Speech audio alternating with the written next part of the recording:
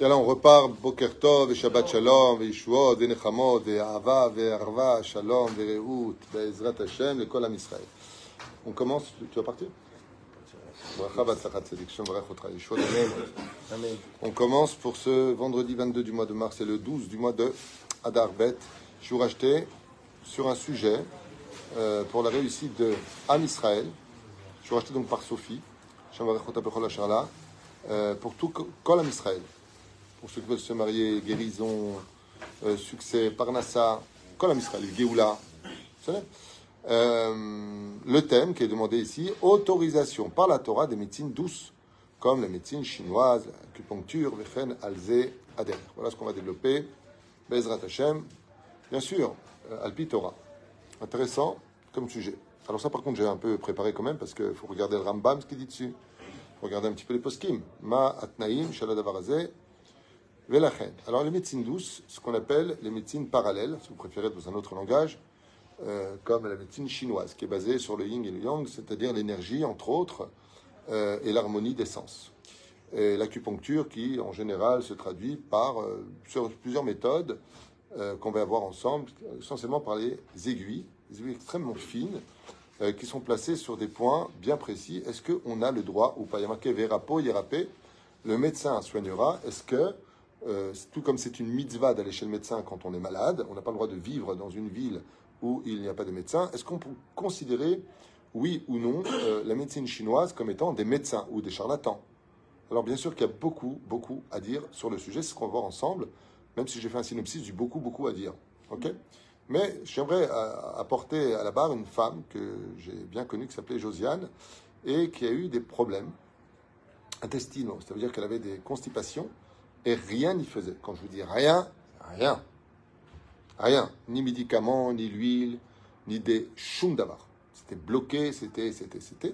Et après avoir essayé plusieurs hôpitaux, y compris l'hôpital américain à Paris et autres, la situation n'était pas ce qu'il y a de plus simple. Et elle a décidé d'aller voir la médecine chinoise.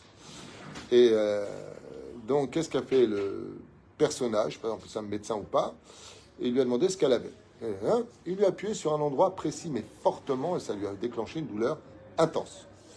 Le problème, c'est qu'après qu'il a appuyé sur un endroit précis, très précis, eh bien, elle est partie aux toilettes.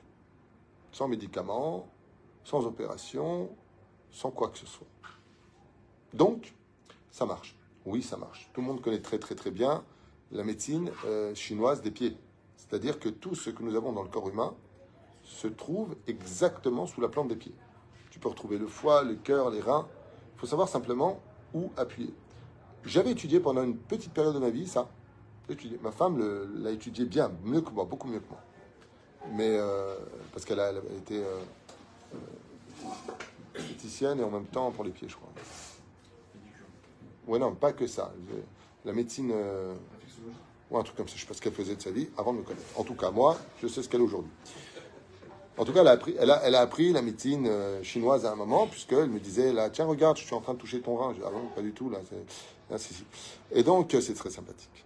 Alors, la médecine douce, cette science, ben pourquoi elle serait interdite d'après vous?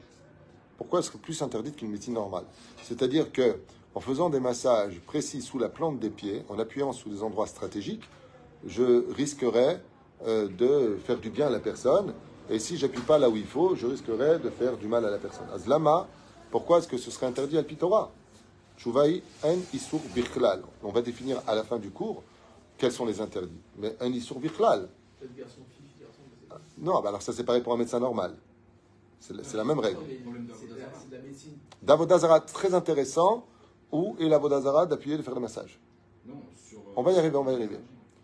Alors, la médecine douce, elle se traduit par plusieurs corps de métier qu'on appelle l'acupuncture, la réflexologie, la kinésithérapie, bien sûr, ostéopathie, la chiropathie, la kinésiologie et le reiki, un truc comme ça. Enfin, il y a plus, et la liste est longue, hein, on ne va pas tout faire. Mais ça touche en fin de compte des endroits du corps où il serait même à la limite. Ça veut dire quelque chose. La Gemara nous dit qu'il n'y a pas un médicament qui vient de soigner de quelque chose sans te pourrir autre chose. Par exemple, mon père prenait, que Dieu repose son âme, beaucoup de médicaments bah, ça lui a bouffé les deux reins. D'accord? Donc, c'est bien. Par contre, la médecine naturelle, elle ne vient que te soigner ce qui ne va pas. Elle ne te pourrit pas autre chose. Sauf si tu es tombé sur un charlatan qui joue les apprentis sorciers et qui va appuyer fortement sur une vertèbre pour te la coincer au lieu de te la libérer, par exemple. D'accord? Donc ça, c'est quand même important de le souligner. La médecine douce reste en général naturelle, on appelle complémentaire ou alternative, parallèle, traditionnelle. Alors ça, par contre, ça rejoint un petit peu des sensations d'Avodazara, d'accord? Ou holistique. Holistique, du terme holistique, c'est-à-dire totalitaire, complète, globale. C'est ça que ça veut dire. Et donc produit, en général, très naturel, comme la médecine des plantes. Les Chinois, par exemple, bénissent, soignent énormément par la médecine des plantes. Ça vous dit rien? Ah, voilà, excellente réponse. Ah oui, Rambam. Alors, Rambam a écrit la médecine. C'était un des plus grands médecins de son époque. Il y avait le Rambam, Ibn Chapruta, Ibn Ezra, et d'autres qui étaient médecins, qui n'étaient pas simplement rabbins de haute voltige, mais qui étaient aussi médecins. Bah, le Rambam dévoile, que jusqu'à aujourd'hui, d'ailleurs, le côté pharmaceutique fait au moins 75%, si ce n'est pas plus, par rapport aux plantes médicinales. Les plantes jouent un rôle très important pour connaître la dose et en connaître les tenants et aboutissants. Mais ça rejoint la médecine d'une certaine façon, qu'on le veuille ou pas. Donc oui, effectivement, le Rambam a écrit un livre merveilleux sur ça. Le Rav Béros de Marseille, avait fait, je crois, une série de cours sur l'importance de manger tel et tel aliment. Des fois pas trop, des fois beaucoup. On a vu que le sucre était très nuisible pour le corps humain, par exemple. Et bien sûr, tout ce qui est extrême est nuisible. Okay. La médecine chinoise, par contre, elle, est holistique. Alors, elle a cette particularité d'être holistique, c'est-à-dire intègre, complète, totale, globale, c'est ce que ça veut dire. Okay. C'est une médecine du début à la fin. Et c'est dire, et donc, c'est prendre en compte l'ensemble du corps. La médecine chinoise, qu'elle a de très particulier, c'est qu'elle rééquilibre l'harmonie d'essence et l'harmonie énergétique du corps humain. C'est-à-dire quelqu'un qui est fatigué et qui va chez un vrai professionnel dans ce domaine, qui va lui faire des massages en appuyant, un mec qui va super bien après. Je parle d'un vrai, je ne parle pas d'un charlatan. Okay. Charlatan peut te...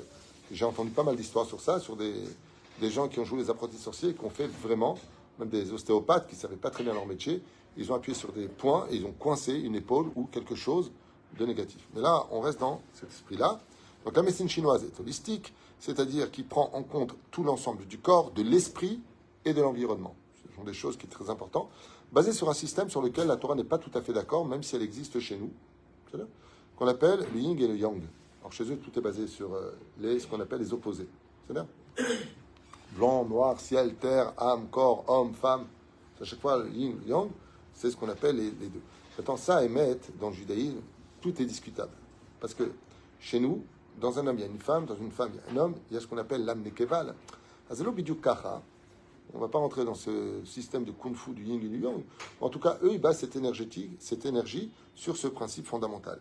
Qui, elles, par contre, le yin et le yang, sont, pas de façon philosophique, mais de façon idéologique, reliées à l'idolâtrie. C'est pour ça que les temples Shaolin sont basés sur tous les exercices de kung-fu, sur le cercle du yin et du yang avec... Tant l'homme échelle, on ne va pas perdre de temps avec ça. C'est une médecine basée sur des combinaisons et techniques nombreuses, bien sûr, empreintes de recherche et sur l'harmonie du corps et de son équilibre. Jusque-là, est-ce qu'il y a des problèmes? Non, aucun problème, vous avez raison de le dire. Je tourne la page, médecine diététique ou pharmacopée qu'on appelle. Ce sont des plantes naturelles et animaux non cachers. Alors pourquoi je vous dis ça? Parce que malheureusement, pour nous les juifs, malheureusement, faire très attention si tu vas en Chine ou prendre des produits chinois, c'est que par exemple chez eux, pour ils prennent la bile des serpents, ils prennent le crâne du crapaud, ils prennent toutes sortes de choses qui sont chez nous absolument interdites. Donc premier point, première noura d'alerte, fais attention si tu vas faire une médecine douce, que si on te donne un sirop à boire ou quelque chose, fais attention de quoi il s'agit. Ils utilisent des animaux totalement interdits par la Torah. Donc petit 1, première alerte. Ce qu'on appelle l'acupuncture sont des plantes, sont plantées des aiguilles sur des points stratégiques se situant le long de méridiennes. Donc c'est vraiment précis. Là aussi, il faut faire très attention. Est-ce qu'il y a un problème de planter des aiguilles? Non. Un baiser, shumbaya. Je connais même un médecin à Jérusalem, à Kiryat Moshe, donc je connais. En 1987, 88, je connaissais. Et lui, il était capable de faire arrêter des gens de leur addiction. L'alcool, les joints, la cigarette, avec l'acupuncture. Il appuyait sur des endroits précis pour retirer cette envie de. Et c'était quelqu'un qui étudiait au Machon Meir, qui part, barbe, tzitzit, qui étudiait mamash toute la journée. Un baiser shumbaya. La moxibution, c'est aussi une forme de médecine chinoise. Alors, si vous connaissez un petit peu ça, c'est cette plante qu'on a l'habitude de brûler avec de la racine d'armoise. Par contre, sur certains points, l'acupuncture, est-ce qu'il y a un interdit là-dessus? Non. L'acupression, c'est des massages stratégiques que tout le monde connaît. Le cupping, c'est la thérapie des ventouses. Ainsi donc, est-ce que j'ai le droit, si je fais une... Pour répondre à la question qui nous a été posée dans ce cours, de mettre des ventouses sur le dos de la personne, il y a un interdit? Non. Non. Non. Hein? Bien sûr que ça se faisait. Mais le Talmud, est-ce que j'ai le droit de faire des saignées? On a vu dans Masechet Shabbat, hein? Vadaï, Masechet Shabbat, ils mettaient de l'huile sur le corps. Et comment renouveler les cellules? Et bien, ils faisaient des saignées. Ils laissaient le sang couler, le sang manquant, hein?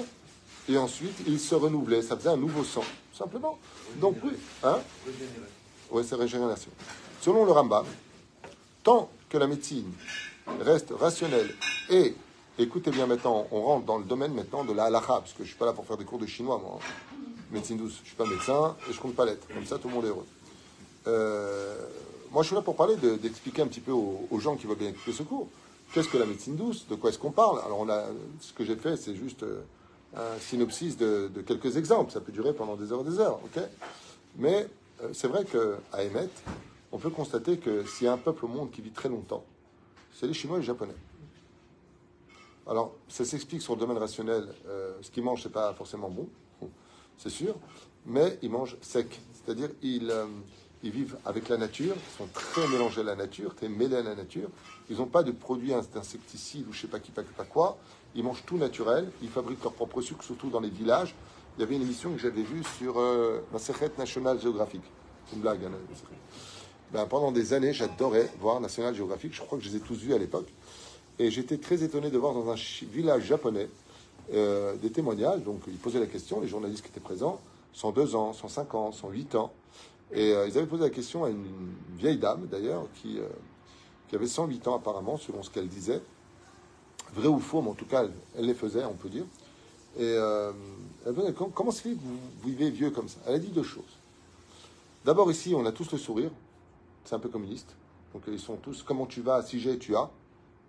C'est quoi que le communisme est anti-Torah, mais quand je dis communiste, c'est pas qu'ils sont communistes. C'est-à-dire que si j'ai, tu as. C'est comme un kibbutz. C'est communitariste. Exactement. C'est le mot que je cherchais, mais je ne l'ai pas sorti. Merci d'être venu. Communitariste. Et la deuxième chose, eh ben, ils mangent sain. Ils mangent sain. Pas trop d'huile, pas trop de trucs, pas trop de machin. Et elle a dit le saké. Toujours un petit, pas vrai, dans des verres, dans un petit bol comme ça, un petit saké. Et elle rigole. On aurait dit Sabak a dit chasser le Breslev comme ça. Tu rigoles tout le temps. C'est pas marrant quand tu te manques de mots, quoi. Joie de vivre. Et cette non-juive japonaise dit la joie de vivre, la qualité de vie que tu t'offres, la nature. Elle regarde comme ça sur sa petite cabane, elle dit mais pourquoi vous voulez que je ne sois pas heureuse? Là, je fabrique des paniers, elle fabrique des paniers. Elle est très heureuse. Elle les vend pas pour cher, mais elle dit mais tant que j'ai de quoi manger, pourquoi tu veux que je m'inquiète? La qualité de vie joue un rôle prépondérant. Donc, comme vous le savez, si Yitro est venu donner un conseil à Moshe qu'il a écouté, même s'il n'a pas accepté au début, c'est parce que nous aussi, même si on a le rôle d'être la lumière des nations du monde, on a aussi quelque chose à apprendre des nations du monde. C'est là. Et donc, est-ce que la médecine chinoise est interdite selon le Rambam? Donc là, je vous fais le Rambam et d'autres poskim sur cette question-là, qui vont maintenant expliquer quelles sont les conditions pour y aller. Donc, est-ce qu'on peut... On ne peut pas dire non, mais est-ce qu'il y a des obstacles sur la route? Oui. Un ou deux? Non, plus. Lesquels? Je suis là pour ça. C'est là. Yofi. Selon le Rambam. Alors, un point très important. Écoute bien, Yitzhak. Tant que la médecine reste rationnelle et compréhensive, moutard. C'est-à-dire que si maintenant le médecin il fait quelque chose d'abracadabrique, comme par exemple, en Indonésie, il y a des médecins qu'on appelle les chamans, pas les chamans, ils ont un autre nom là-bas. Ils t'enlèvent le mal en posant leurs doigts énergétiques sur ta peau et ils sortent par les pores de ta peau le mal. Oui, c'est pas magnétiseur, ils vont beaucoup plus loin que ça. Est-ce que c'est explicable? Non. C'est moi qui. C'est-à-dire que s'il ne sait pas lui, tu ne peux pas le faire. Mais si, par exemple, tu vois le chinois appuyer sur tel endroit de ton corps et t'explique que là, il est en train de toucher telle vertèbre, tel tendon, telle chose, qui va provoquer telle chose. Donc, il peut t'expliquer moutard.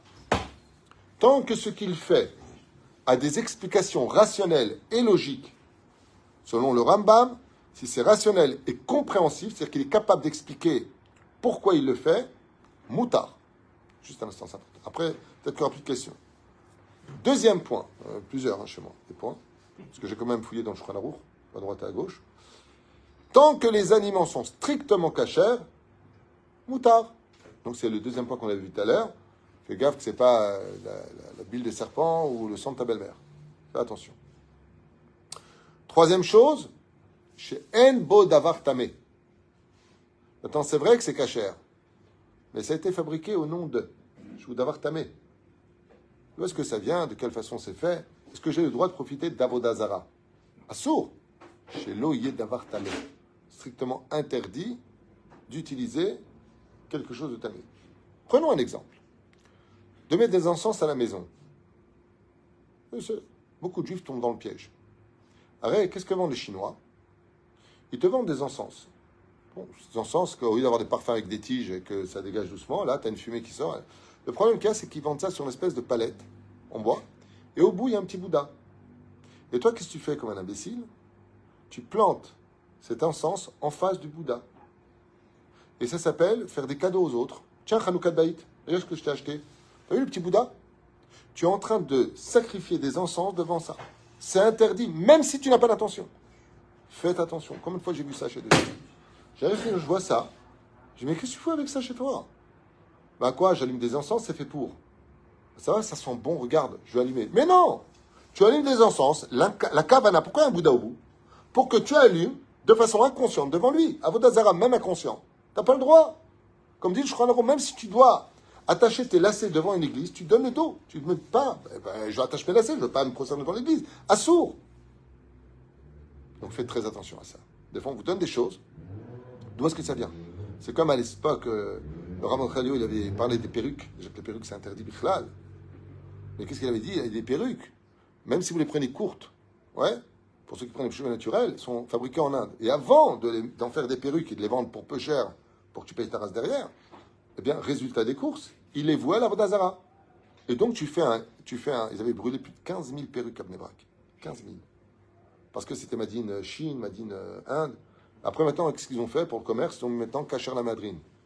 Alors que le Rav Ovadia est interdit formellement. Pas que le Rav Ovadia. Kol Agdolim. Kol Agdolim interdit. C'est assaut.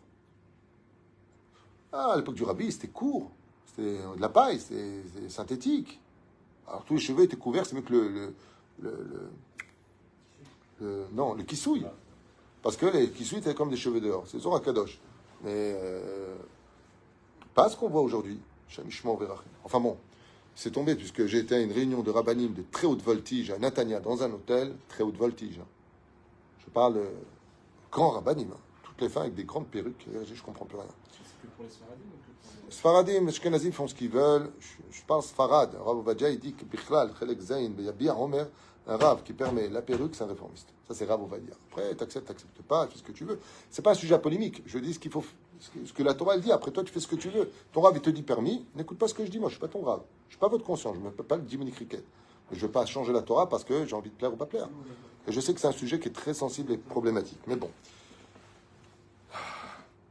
Pas d'incantation. Alors toi, tu fais comme ça, mais sache que si tu vas chez... Malheureusement, il y en a. Par exemple, chez les hindous, quand ils font la médecine douce, ils font des incantations où ils prient des dieux d'idolâtrie. La personne, quand tu fais la réflexologie par les pieds, le mec ne va pas faire Dieu des orteils ou je sais pas quoi. Mais si tu vois la personne qui fait des incantations, tout ce que je vous note, c'est ce qui est noté. Imurose tfilot belachash, c'est-à-dire il fait des incantations. Tu n'as absolument pas le droit de venir vers lui. O koar tuma. Il y a des gens qui ont fait avec les démons Contrats. Pas des contrats, des pactes. Alors le voodoo, par exemple. D'accord? Vadaï que c'est interdit. Vadaï que c'est interdit. Parce qu'ils ont des pactes avec les démons. Et il y a des personnes, pour devenir riches, vous ne le savez pas, comme en Thaïlande, ils font des pactes avec des shindalettes, il y en a beaucoup là-bas. Ok? Et après, ils te soignent. Vadaï que Adavarazé ou Assour Bechlet. Ensuite, j'aime bien, qu'ils ne mettent pas c'est marqué, hein, mettent pas le patient en danger. C'est-à-dire que ce qu'il fait, non seulement c'est explicable, mais que la personne n'aille pas chez une personne qui va lui dire, écoutez, 50% que vous soyez paralysé, 50% que je vous enlève la douleur. Hein? S'il reste, c'est un peu teubé. Autre chose, que cette médecine ne vienne pas de coutumes idolâtres, comme les Émoréens. Que la médecine qu'ils fassent, par exemple, certaines sectes à l'époque mettaient certaines pratiques qu'ils avaient appris des démons. Et depuis le temps, les siècles sont passés, et ce sont des pratiques qui sont reliées à cela, à sourd. Comme par exemple le yoga. Le yoga, l'idéologie, qu'on le veuille ou pas, on peut dire ce qu'on veut, c'est relié à l'idolâtrie. C'est pour ça que le seul yoga qui serait permis, c'est les exercices respiratoires du yoga. C'est-à-dire que le yoga, dans ses plusieurs formes qui existent, a ce qu'on appelle l'exercice de respiration. De faire des méditations comme ça, et de se vider l'esprit, de se confondre face au soleil et des choses comme ça, va dire que c'est assourd. Okay. Respiratoire, c'est pas. On le faisait à l'époque.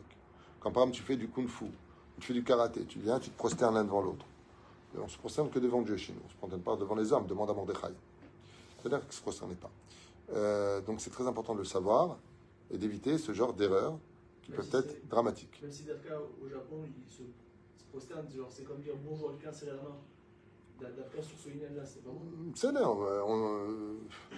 Moi, quand une personne, je sais que il ne me porte pas dans son cœur, comme je ne veux pas perdre le bonjour, je fais toujours comme ça de la tête, pas du corps. Je fais comme ça de la tête pour ne pas perdre le fait de faire le shalom ou de l'agdim shalom. Donc je fais comme ça de la tête, le zéou. Je ne vais pas lui dire shalom, comment vas-tu? Même pas. Je ne vais pas dire poser la question. Il n'y en a pas beaucoup, il y en a 4.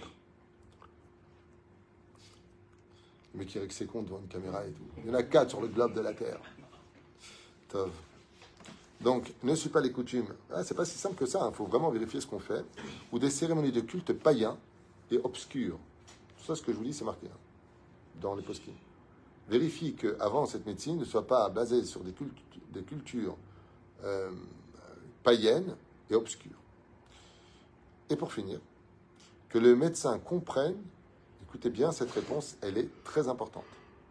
Que le médecin qui s'occupe de toi, dans la médecine douce, comprenne qu'il est là pour guérir, mais qu'il n'est pas le guérisseur. Qu'il ne se prenne pas pour Dieu. Chaliar.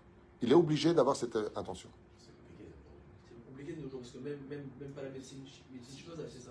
C'est la médecine générale en France. Comme c'est marqué ici, que ces moyens ne sont pas le réel remède, mais c'est Akadosh Baruch Hu qui est derrière, lui c'est juste le côté technique. C'est pour ça qu'il est marqué dans la Gemara que Atov chez Parofim le Gehinam. Le meilleur des médecins, il ira au Gehinam. Pourquoi? Parce qu'il se prend pour Dieu. Il va te dire tu meurs, tu vis, tu fais ceci. Même il signe un contrat quand il y a des opérations très graves, il dit si ça va pas comme ça doit aller, du coup c'est pas de ma faute. Mais si ça va bien, alors du coup c'est grâce à moi. Oui, c'est vrai ce que tu dis. Justement, tu m'as réveillé autre chose à dire très important. C'est vrai qu'il se déresponsabilise. Si c'est pas bon, c'est la médecine, mais si c'est bon, c'est moi.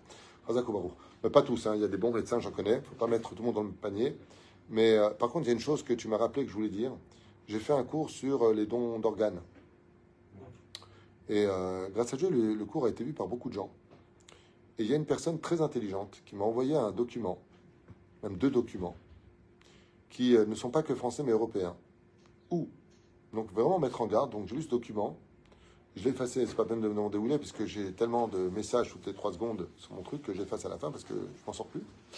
Et là-bas c'est marqué effectivement que, donc pour ceux qui regardent ce cours, vraiment partagez-le aussi, que sachez que si vous mourrez à l'hôpital, le gouvernement, la médecine, l'hôpital est en droit de vous prendre des membres de votre corps. Il vous donne le corps à prix cousu, Vénigmar à 6%, votre autorisation. Cette loi est devenue européenne et que la seule façon de l'éviter, c'est d'avant de mourir, aller signer que tu t'y opposes. Voilà, donc c'est un document qui m'a été envoyé. Je ne sais pas à quel point il est vrai, mais tout est tamponné, gouvernement, français, européen. Ce qui fait que demain, quelqu'un décède, il est décédé, il est où le corps? Il est frigidaire. Non, ils sont juste en train de prendre son foie, ses reins, alors que chez nous, les juifs, on doit être enterré avec tous nos membres. On n'a pas le droit de les prendre. En plus, c'est du gezel al pitora. Le corps sans tout, même s'il est mort, il y a le nefesh qu'à l'intérieur. Le sang ressent les choses. Il faut, du vivant, tu dois absolument aller signer une opposition à cette pratique. Ce qu'ils disent, pour nous c'est permis parce que quand tu es mort, tu es mort. Tu peux le donner à la science, ça nous permettra de guérir d'autres personnes pour faire des analyses et autres. Aval, nous les juifs, c'est interdit. Mais du vivant donné à un rein, par exemple, c'est méta. Regarde le cours, ça j'en ai parlé. Ça j'en ai parlé. En Israël, il n'y a pas de ça, Rav. Hein? En Israël, il n'y a pas de ça. Non, mapitom. Non, il n'y a pas. Mapitom. Même les autopsies, il faut dans beaucoup de conditions ici. Mapitom. C'est très grave de toucher un corps quand il est décédé. Et chez nous, je ne sais pas si tu as remarqué, mais Chaye Sarah et David Amelech et le roi Shaoul, tous les personnages bibliques ont plus d'importance, même ils sont plus connus après leur mort que de leur vivant, Bichlal. Ils traversent l'histoire avec leur tombe et non pas avec leur vivant. C'est pour ça qu'il faut faire très attention. Voilà, on a fait un grand tour. Réécoutez les conditions, si vous les avez. En deux mots, si c'est un mec normal, qui a appris le système du corps humain comme un plombier, comprendrait comment fonctionne le système des tuyauteries, il n'y a pas de problème d'y aller. Il te met des aiguilles, il te fait des trucs et des bidules, tant que ça reste rationnel, tant que c'est ce qu'il fait, tant qu'il ne se prend pas pour Dieu, tant que c'est pas relié à de l'idolâtrie, tant que c'est pas relié à des choses impures ou de la nourriture non cachère ou des pratiques inacceptables, Inimatov Manaïm, tous les moyens seront bons, comme le Rambam, Bezrat Hashem. Voilà, un petit tour rapide, un cours qui a été fait.